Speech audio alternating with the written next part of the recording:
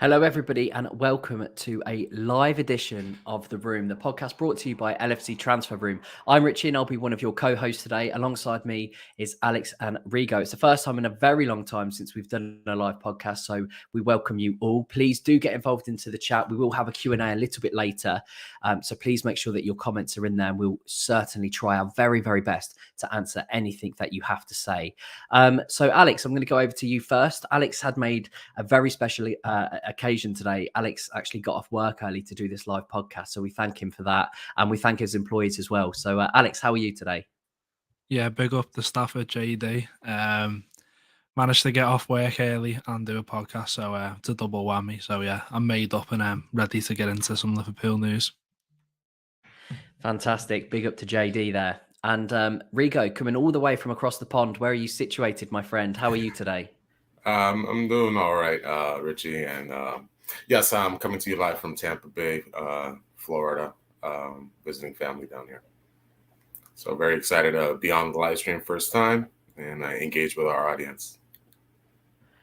Tampa Bay, Florida. Wowzers. You're putting Cambridge and Liverpool to shame, I'm sure. But we've had lovely weather here, tremendous weather. That's why I'm looking a little bit red and / pink as well. So let's get on to the transfer roundup. There's quite a lot actually for obviously, you know, for the off season, but it's also the transfer window and it's also silly season. So let's get to it. Neco Williams will undergo his medical with Nottingham Forest tomorrow in a move close to £17 million. I think that's a great deal. We'll get into that a bit later. That's from Neil Jones from Goal. AC Milan are calling their interest in Marco Asensio, who is apparently now favouring a move to Liverpool. Klopp is a big fan and has asked to bring him in. Asensio is even willing to lower his demands to £5 million a year, or around about £104,000 a week. And Madrid have lowered their price to £25 million. And that source is from Sport. Raheem Sterling, ex-Liverpool Red, has agreed personal terms ahead of completing his £45 million move to Chelsea. Apparently, he had rumours. He had links from Real Madrid, Bayern Munich, Barcelona, Paris Saint-Germain, and Liverpool, and that's from John Cross from The Mirror. Owen Beck is expected to leave Liverpool on loan, and he's set to join a Portuguese Premier League outfit, Famalicão, for the rest of the season. That's also from Neil Jones. Roberto Firmino is attracting interest from Juventus, and the Italian giants think they can snatch him up for less than £20 million. Liverpool are planning talks with Firmino and his advisors in the coming weeks, and that's from The Mirror. Juventus want to sell Adrien Rabiot and replace him with Liverpool midfielder Naby Keita. The Italian side are pushing for an exchange deal amid Keita uncertainty, and that's from Libero in Italy. Reece Williams, Tyler Morton, Leighton Clarkson, Jake Kane, Paul Glatzel, Jake Byrne, and Sepp van der Berg are all in line for temporary moves before the window closes. And that also is from the ever-reliable Neil Jones. And that's the roundup, boys. There's lots in there. There's way more outgoings, obviously, than incomings. But how do we feel, Alex, about any of those things? We can obviously look at any of those in detail. And for all of those people in the comments, thank you for joining us as well, especially to Matty. Thanks for joining us. Anything in there that takes your pick? Frustrated at the fact we can't seem to escape these links to Asensio. For me, he wouldn't fit anywhere in a system, even if we do convert formations coming up next season. The fact that Madrid are lowering their demands and he is lowering his demands just shows how badly all parties are trying to offload off each other. It's a player in decline, and I wouldn't go near him. I wouldn't touch it. He doesn't fit the Liverpool mould or the transfer model we got in place, so it makes no sense to me whatsoever. So that one particularly stands out because I just can't wait for that link to end. Yeah, me too. I think the Asensio links, I've said for a long time, square peg, round hole. It's Liverpool don't need a stopgap midfielder when we've got 8 midfielders contesting for 3 positions, you know. So for me, I completely agree. And the fact that, you know, Asensio is very, very kindly lowering his wage demands to only £104,000 a week to sit perhaps on Liverpool's bench, you know, it doesn't fill me with a lot of faith, to be fair. Rigo, over to you. Yeah, just to add my 2 cents on Asensio there. Definitely, I don't think he's even a midfielder, so he's not solving or replacing anyone in the midfield for us. And as a winger, I think, with all the injuries already that he's had, he's not as quick as he used to be. He definitely has skills. He can score, pass the ball, but defensively, he's not, I think, up to our standards. And I'd rather give someone like Elliott or Carvalho more time on the wing as opposed to bringing in Asensio, even if his wage demands have lowered to, 100K a week. No, thank you, especially when the transfer fee is expected as well. So I'm right there with you, Alex. Let that rumor die and wither on the vine. It seems to be every season that rumor comes up. Like Marco Asensio has forever been linked to Liverpool. And as I said before on previous podcast, it started from like 100 million when it was at his pomp. And then it goes down to 70 and then 50. And now we're at 25. So, it doesn't look like a good fit. Let's go to one of our comments then. And I'm going to absolutely butcher it. I'm sorry. Aluwupels. Let's start with Firmino to Juventus. I mean, thoughts on that, Alex? One, I wouldn't want to happen, to be honest. I'm a big admirer of Firmino. And I think one thing you can get out of him is he could definitely adapt to play a few more roles. If, obviously the competition for the number 9, is too much for him. I think he could adapt to playing other roles, and he will help us out with how many games we're now playing in a calendar season. So, yeah, for me, I wouldn't want to see it happen, especially for only, 20 million? It's just a little bit more than what we got for Neco Williams. And I know his age and his contract, but for me, it's not value for the player that Firmino is and what he's given us, but also what he can still give us. He's had his issues with his injuries, and the competition for places obviously grew. But I wouldn't want to see him go, not just yet. I think he's got one more contract extension in him before we have to say goodbye. Yeah, that definitely would hurt back to back, especially with Mane leaving Origi, and I think another definitely spearhead for us, Firmino, definitely led the charge with Klopp and the transformation of Liverpool. The one caveat there is if we're not really looking to extend him, perhaps at this point might be with that $20 million valuation. It might be time to cash in, just because, again, he's kind of losing his spot. We can expect Jota to play more through the middle this season as well, kind of backing up Nunez, as well as backing up Diaz, intermingling there. And now with the additions of Carvalho coming in, I think perhaps his playtime might diminish even more. So if we're looking to extend him at least another season or two, then definitely I would keep him.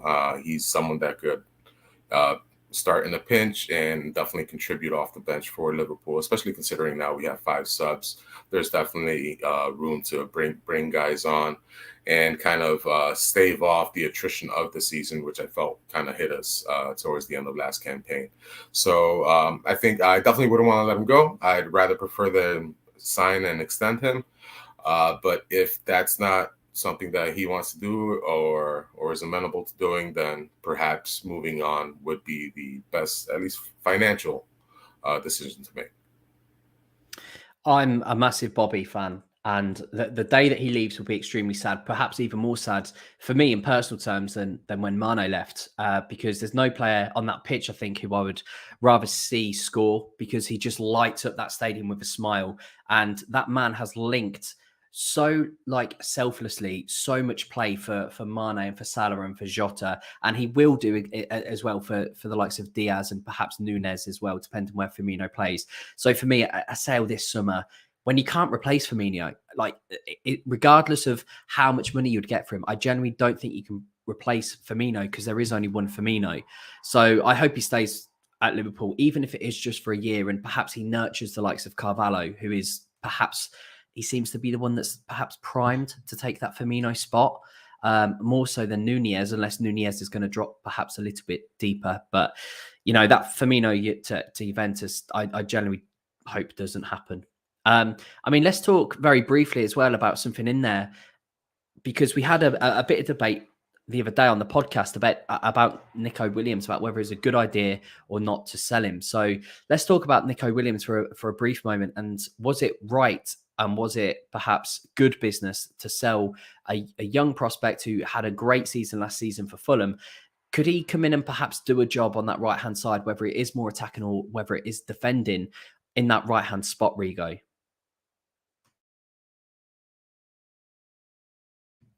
Rigo's dropped out, obviously, because I've just asked him a direct question there. So we'll go to Alex instead until we get Rigo back. Yeah, in terms of he could definitely offer something, Neco Williams. I don't think anyone would argue against that. But at the end of the day, as harsh as it sounds, he just is sort of surplus to requirements.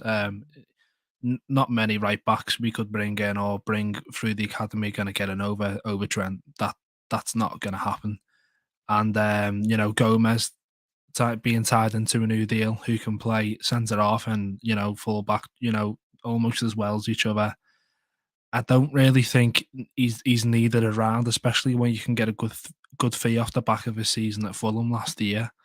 So for me, I sort of agree with the idea of selling him, and I think it's good business all around, really. Yeah, I believe that it is too, because it's £17 million that was essentially sitting on the bench. I think perhaps his destiny was made as soon as we signed Calvin Ramsay, and it looks like we've probably profited around about £12 million from the sale of Williams and obviously the purchase of Ramsay. So I think that was perhaps set. He's not going to get in ahead of Trent, and he's not going to get in ahead of Salah. We know that he can play a bit more attacking. But listen, I wish Neco nothing but the best, and I think that Forest team is one to actually watch, because they've made a few good signings, and anything obviously above relegation zone really would be great. So I generally hope that Forest stay up, and a signing like Williams could very well do that. He's got all of the attributes that are needed. So hopefully he does well there. Listen, we've had a lot of Portuguese imports, but we've actually exported Owen Beck over to Portugal. What does the future hold for Owen Beck in that left back position? Do you think? I mean, I think it's a very good move. Alex, what do you think about the Owen Beck move over to Famalicão? It's a strange one, isn't it? You never really get young English lads going over to Portugal for a loan spell. But yeah, I'm all for it. First 10 minutes is the main thing. No matter where you really get it, obviously you want it to be a good level. So in the top division, like the Portuguese league, is definitely good enough for me. So yeah, I'm interested to see how he does. I think the fullback positions at the minute for us are tough. There's such good competition for places there, like other positions on the pitch. So going out on loan is one way to either find a future somewhere else and we get good business off the back of that, or look to cement a place in the team. I don't think Robertson or Costas are they're not aging, are they? Really, at the minute, they still got a good few years in the tank. So it may be a case of getting a loan in here and maybe one next season or after. So.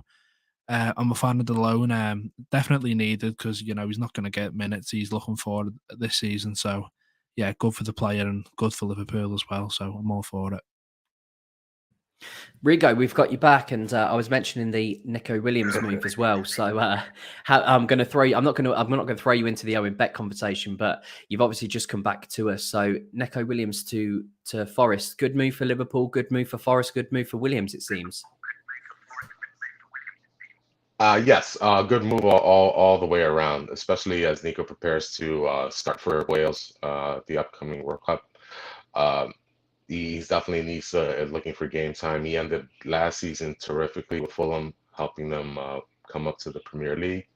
And now with Nottingham Forest, definitely needing a replacement there at right back. I think he can slot right in and hit the ground running there. So it's definitely a good move for his career. Good move for Liverpool, especially considering now we have Calvin Ramsay. They kind of saw that move coming and secured Calvin Ramsay coming in. So Neco can go, and we have a proper understudy for Trent there on the right side. So definitely good move around. As we all know, the net spend is a big thing here at Liverpool, so that definitely contributes to us staying in the black, as they say. Yeah, up the net spend Reds. Wild Dead Wolf has just put a comment saying the Scotland left back and Scotland right back cannot remember ever a top 4 team doing that. And you're absolutely dead right. Apart from one thing, we're not a top 4 team. We're going to be a top 1 team next season. So if any Scottish right back and left back have both won the league in the same season for the same team, let us know. But again, I can't ever remember doing that too. Calvin Ramsay, this pre-season is going to be huge, isn't it? It's going to be a big season. It's going to be a big test of the water. Now, luckily, he does have the best right back in the world in front of him, so he won't be thrown into the deep end straight away, but I'm certainly expecting to see cup appearances and the odd Premier League cameo as well. Alex, you've done your due diligence on Calvin Ramsay. What can we expect really from this young star? I think similar attributes to Trent, but just not on the same volume. Definitely not yet. He's got great technique, Richie. You've mentioned that before yourself. His crossing ability is really good. He's a good dribbler. He won Young Scottish Football Writers Player of the Year last season for Aberdeen, and like I said on a few podcasts before this one, that's an excellent achievement considering he doesn't play for Celtic or Rangers. So, you know, the fact that he's not one of them top 2 teams who are so dominant in that league, and he's still shining and at such a young age as well, only 18. It speaks good volumes about the player that we've got here. So hopefully, you know, in the cup games and when we do rotate our team, because we are going to have to do that. We even saw, you know, last season some of the you know, the kids got minutes in the Champions League away at the San Siro, which you know, Conor Bradley being one of them, for example, who's just gone out on loan, another right back. So the opportunity to impress and for minutes and for, you know, to really get at it for a place is going to be there for him. It's just whether, you know, he takes it really now. With Ramsay as well, it's going to be, yeah, very much like he's going to have to adapt because they're very big shoes to fill. But there's also there's no one better to learn off than Trent Alexander-Arnold, let's be honest. So I'm expecting not quite big things quite yet, but there is an absolute baller in there, an absolute player in there. Just going to take some time really to say hello to everyone who's in. I'm going to say hello to Jen, to Helia, to Sahid, to Wild Dead, obviously, who I mentioned earlier as well, and to Gary. Thanks all for putting your comments into the YouTube. Obviously, if you're listening, if you want to get involved with the questions, obviously, you know, you can do, and we'll do our best to answer them. Rigo, I'm going to pose a question to you here from what's going on in the live chat. Carvalho, his face when he saw the training ground was boss. He's going to shine. I mean, what are you expecting again from Carvalho?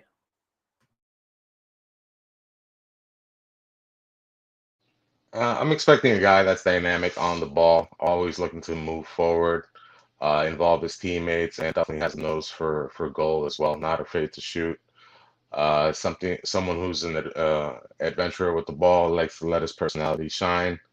From reports, I believe a first training session or a couple of the first training sessions, he nutmegged 3 of his teammates already.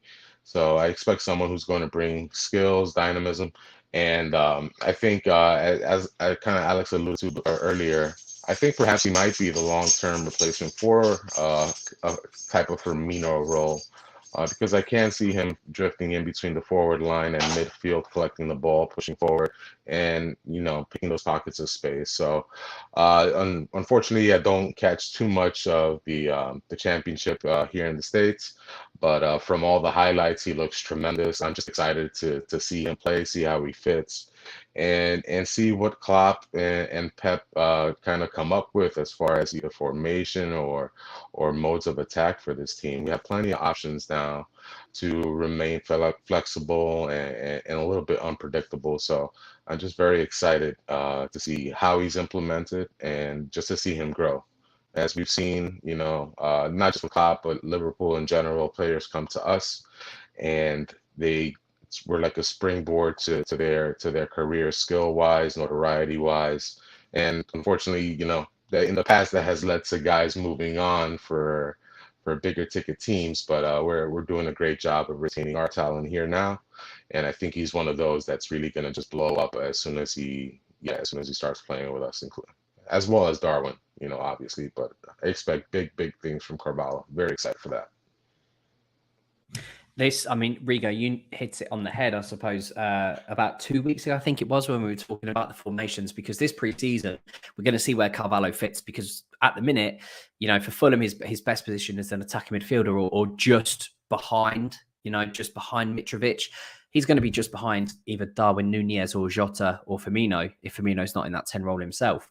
So, it's important that we know how he's going to set up, and he knows how he's going to set up, obviously. But this pre-season is going to tell us a lot about how Liverpool are going to line up next season, whether they're going to play a double pivot with a 10, or whether he's going to fit in as maybe an 8, or whether, he's going to fit in as a false 9. It's going to be so interesting to see how Carvalho plays, because he looks like he's ready to go. It doesn't look like there needs to be any bedding in period, because he's so used to, playing in the English football anyway and doing well in English football. So, it's going to be interesting, Alex, where he fits in. Where would you expect Carvalho to fit in?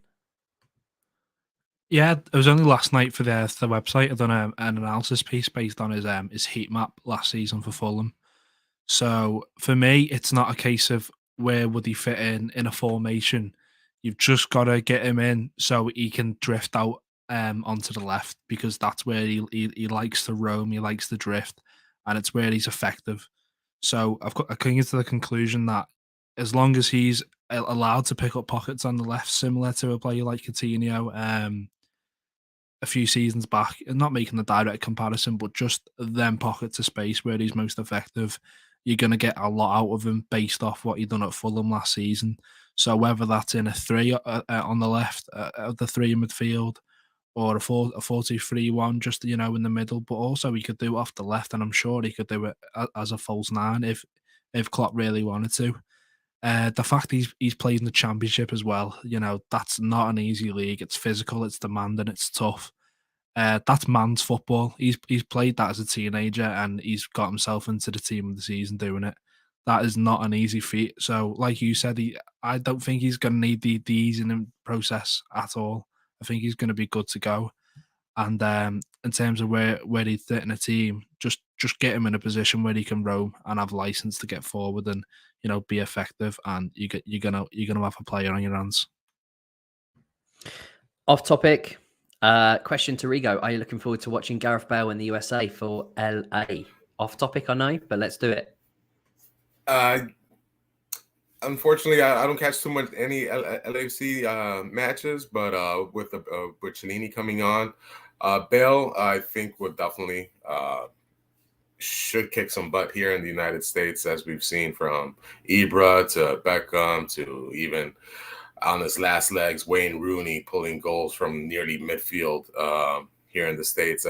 Even though the level of competition has gone up and it's not, where it was 10 years ago, much improved as far as quality, I think it definitely can contribute and bring some more fame to his name. And nice warm up for the World Cup for him out being in LA.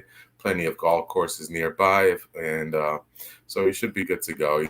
He's mentioned before he likes a vacation there in a couple of years past. So I think it's the best thing for him, better than going to Cardiff City or Getafe, as wasn't even rumored, but that kind of like joke was thrown out there. So it'll be nice. It's definitely a nice star power to come to MLS, and he's not on the last legs either. He's not that old, so he should be good to go. I'll definitely catch his highlights, but perhaps not watch the live matches. Yeah, it's always quite difficult. I remember when Gerrard obviously went over to America, and I tried to keep up with it as well, and there's not too much coverage of it. So yeah, we'll see how he fares amid a World Cup, and I think perhaps after this season he'll be done. Let's cut on to then the man of the moment, and we can't ever escape doing a stream or a podcast without talking about him, and that is obviously Dortmund's number 22, Jude Bellingham. Now, the rumours in recent days have actually gone a bit quiet. I know Dortmund put their asking price on there, and they did say it was for next summer, around about 103 million euros. I think it was 103 million pounds, 120 million euros. It's gone quiet, and that could mean one or two things. Either Liverpool aren't going to, or clubs aren't going to proceed with this, because Dortmund have quite rightly said it's next summer. And it looks like even today, Jude Bellingham posted his first day back in pre-season. It looks like he's there. He's set to stay. Does this worry you at all, Alex, leaving it until next summer, because this is the only thing that's just in the back of my mind, regardless of where Bellingham wants to go to. A lot can happen in a season. You know, a hell of a lot can happen in one season. Are Liverpool missing a trick, or is it the fact that that's it? It's not happening. Game over until next season.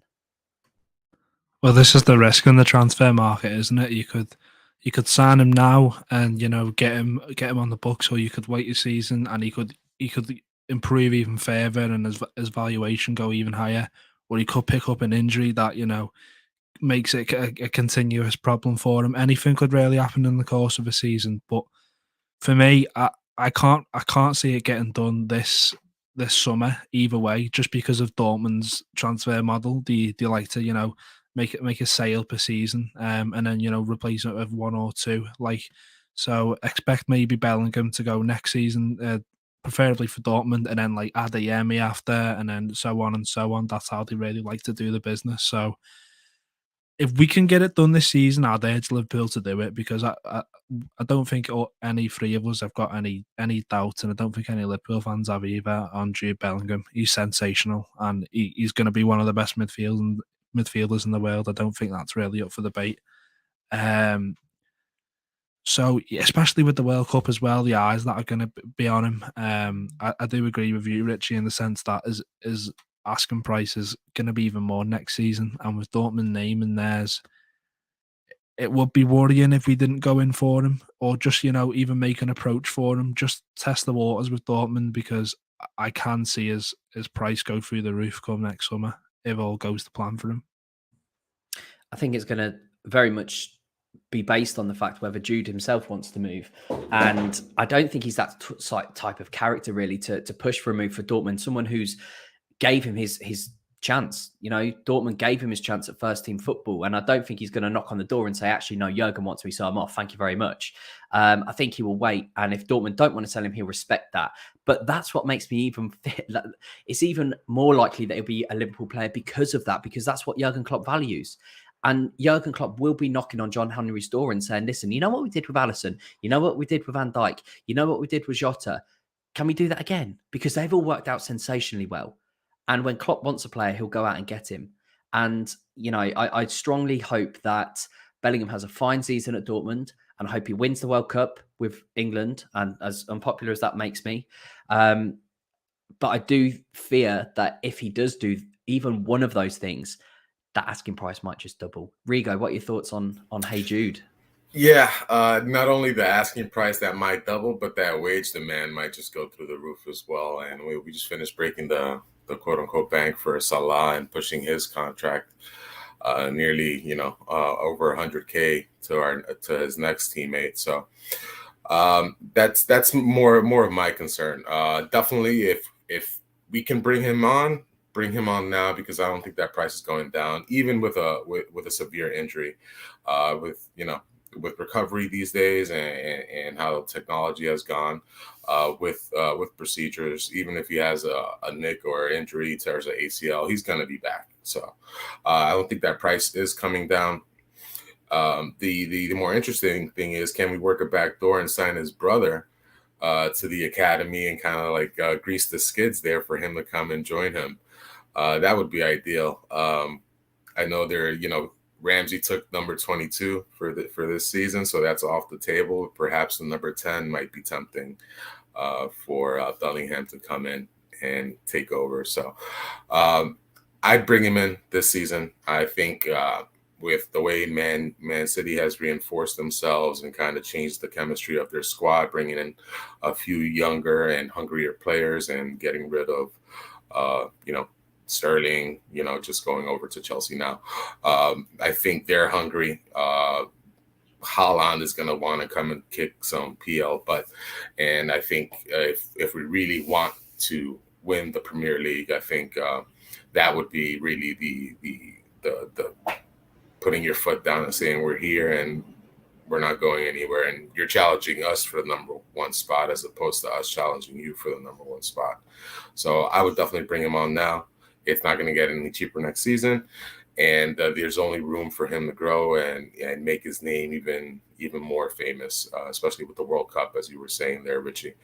I hope Spain wins, but I hope it's a Spain-England final, and Bellingham has a great tournament. Yeah, I wish nothing for the best for Jude, and I think I'm the only one perhaps on the podcast cheering on England, but that's fine. This is what we like on the podcast. We like, diversity, and we like different opinions. Listen, we're speaking about Salah very, very quickly because Helia put into the chat, and on the screens, obviously, a very good point. Salah is now the 4th highest paid player in the Premier League. Ronaldo is on just over £500,000 a week, although that is now set to be less because they obviously didn't qualify for the Champions League, hence perhaps why he wants to leave. And also the fact Man United are dreadful and he's never going to win anything there anyway. That's probably also why he wants to leave. Kevin De Bruyne on 400k a week. David De Gea on 375k a week. Salah deserves to be in that top 4, doesn't he, lads? I know that we have an infamous wage structure, and I know that people perhaps look at our wage structure and go, no, this is the Liverpool way, and this is what you get paid. It's always been like this. But surely Mo Salah is that one person throughout Liverpool history, perhaps, even, dare I say, more so than the likes of Gerrard and the likes of Fowler, who actually maybe should be the player to break that wage structure. I mean, what are your thoughts there, Alex? He's definitely earned it, to say the least. You look at in the chat, Sancho's in there, De Gea. He's outperformed Ronaldo as well over the last season or two, all 3. De Bruyne, obviously, he deserves to be in that bracket because he is, top 3 best players in the league, and he's proved that ever since he joined Liverpool. I think breaking the wage structure isn't as much as an issue as it could be if you just continue with the trend football's going on with the inflation in wages, and just keep the wage structure there, but just slightly up everyone's over the course of the next 5 to 10 years, as money becomes more and more prominent in football, not like it already isn't. So if anyone deserves it, like you said, it's the person who, he was at the helm to guide us to our first title in 30 years, a Champions League. He's helped Liverpool win. He's every trophy there is to win now, in club football. So if anyone really deserves that with the goals and the output, it is Mo Salah. So I have no issues with him breaking that wage structure, and I don't think it'll be as much as an issue as some people fear. What's really clever, again, from everybody involved at Liverpool Football Club, I mean, you can say what you want about FSG, but they know how to run a business, and they've certainly put incentives in Salah's contract, as Helia is quite rightly saying into the chat. He could be, if all of his bonuses come in, he could very well be earning £500,000 a week. But then that means that he's scoring goals for Liverpool, he's winning silverware for Liverpool, and that means he's earned that even more so than what he's already earned there too. So listen, I have no problems at all with Salah earning £500,000 a week if that means that Liverpool winning trophies and he's getting golden boots like he has them for the past couple of seasons. So, when you look at the likes of Sancho, who are getting paid the same amount of him, De Gea is important for Manchester United. I don't think perhaps he's a match winner. I think he's a match saver a lot of the time. Ronaldo, in and out, but De Bruyne and Salah are a class above in that league. And listen, I don't think with this wage structure that everyone seemed to be quite contentious, I suppose, about is the fact that if we pay Salah that much, does Alisson and Van Dijk, do they go knocking on Jurgen's door and say, well, if Mo's getting this, I would like this? Do you think that would happen, Rigo? Because I personally can't see it. I think that they would probably pat Salah on the back, if I'm honest. But what are your thoughts? Yeah, and I don't believe so. And Liverpool were smart in doing their business and getting those contracts done ahead beginning before last season even started. So those players are settled. They did get a bump in wages. And from reports, it seems everyone's happy for Salah getting that contract, happy he resigned, and there's really no contentious nature as far as why am I not getting that money. And that's, I think that's the way to kind of do business. You pay the super performing players, the guys that would be, very difficult to replace. And unlike Man U, I feel like everyone in Man U is making $300K a week, every single signing they brought on, even if they're not experienced, they're getting these tremendous wages. And that's not the way Liverpool is doing it. So Liverpool, you'll get paid, based on, contribution and as well as future contribution that you likely make to the team. A lot is based on bonuses, which again, it drives the players to guaranteed team success so they can, make more bank as well. So I think the way Liverpool has gone about it, I think now it kind of lets all the other star players know as well that, FSG, LFC will take care of you, is willing to go a little bit higher than, the 200, 250K if you're that, exceedingly good talent. And as Alex alluded to before, Liverpool has broken their wage structure a lot just because of inflation. Gerrard wasn't close to making these type of wages, but that's because that was 10 years ago, and Ian Rush wasn't making this before. Kenny Dalglish wasn't making any of this money. So with the wages, you kind of have to also take a look at the level of fame and the level of eyes that are going towards Liverpool now. Salah is a huge star. He might not be in the World Cup, but he is a huge star. And, Liverpool, there's a reason why the Liverpool jersey is number one selling jersey. We have great players, great characters. And with this signing, I think we're showing that, if you're a professional and you put 110% each and every time, which Salah has done, even with this whole contract up in the air, you will get rewarded. And it's a good thing to see. And I think it gives Salah a little bit more power and hearsay into being a more vocal leader and more of a face of this squad. And it's a very good thing. I think these next 5 years here are going to be very exciting. And in the meantime, I think Liverpool will line up a replacement for Salah, probably in-house, bet him in, a year or two prior to Salah leaving. So it's very good news. And just to call back, some of the comments at the beginning of today's stream, kind of commenting on Gomez. We share a last name, so respect Gomez. He can cover us both in center back and right back, so we don't have to play Ramsay so early.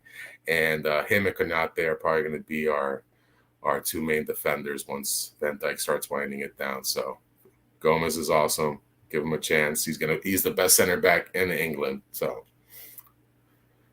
Yeah, I love Joe Gomez. Yeah, I absolutely agree. I love Joe Gomez. His versatility is second to none, and I wish him nothing but the best. I do think that if he has the game time, he should be England's first choice centre back. It depends whether he gets the game time before, obviously, that World Cup a little bit later on this year. Just very quickly over to Alex, because we are winding down. We are wrapping up now. Question: top goal scorer for this season? Liverpool or the league? Or... No. All the whole league. Oh, I'll go Salah again. Yeah, I'll play it safe with a Liverpool player too. I think Núñez will put up good numbers.